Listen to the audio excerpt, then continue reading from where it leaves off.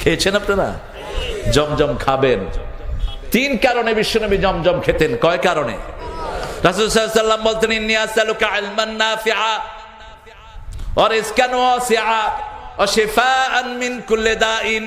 যাদের ব্যবসা বাণিজ্য নেই তারা যেন জমজম খায়, যাদের মাথার ব্রেন ভালো না তারা যেন জমজম খায়, কোন ডাক্তারের ওষুধ যাদের রোগ ভালো করতে পারে না তারা জমজম খেলেই আল্লাহ তাদের রোগ ভালো করে দিবে।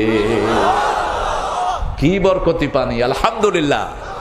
কত মানুষ, কত নিদর্শন, কত মানুষ এটাকে পৃথিবীতে ভালো হচ্ছে তার কোনো হিসাব নাই। অনেকে গোসলও করে এই পানি দিয়ে, বেয়াদবি গোসল করা। গোসল করা কি বেয়াদবি, কারণ গোসলের পানি তো বহু জায়গা দিয়ে যায়। কি বলেন? কথা কন না কেন? কয় যে হুজুর আমাদের দেশে তো এরকম পীর আছে যাদের শরীর ধোয়া পানি মানুষে খায়। এই পানি কত জায়গা দিয়া গড়ায়, খবিশেরও কি এরকম রুচি হবে? শাহজালাল রহমতুল্লাহ আলাইহির ওখানে গেলাম, কুয়া একটার কথা কয় এটার সাথে জমজমের লাইন আছে।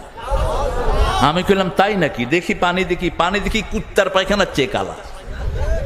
আমি না জমজমের না, ওই যে কোনো পায়খানার ইয়ার সাথে লাইন আছে, ম্যানহোলের সাথে। ওটা কিনে খায়, যে খাইছে তার ডায়রিয়া।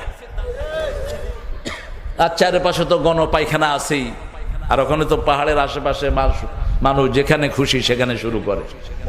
কি নোংরা পরিবেশ করেছে সেখানে। আমি বললাম শাহজালাল রহমতুল্লাহ আলাইকে এখন যদি জীবিত করে দেয়া হতো, আগে মাজারের খাদেমগুলোকে জবাই করে দিতেন তিনি। এক একটা ব্যবসার আখড়া খুলে বসেছে, নিজ হাতে পয়সা দিন। ভিতরে এটা কি পয়সা খায়? কবরে যারা পয়সা দিয়েছো আখিরাত নষ্ট করেছো।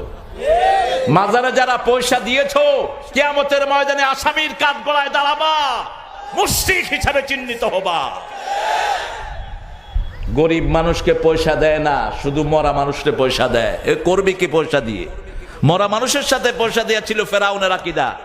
ফেরাউনের সময় যে সমস্ত লাশ মারা যেত, এদের সাথে টাকা পয়সা হান্ডি পাতিল দিয়ে দিত, কইত যে কবরে গিয়া বাজারে গিয়ে জিনিসপত্র কিনতে হবে, টাকার দরকার। নাউজুবিল্লাহ বলি।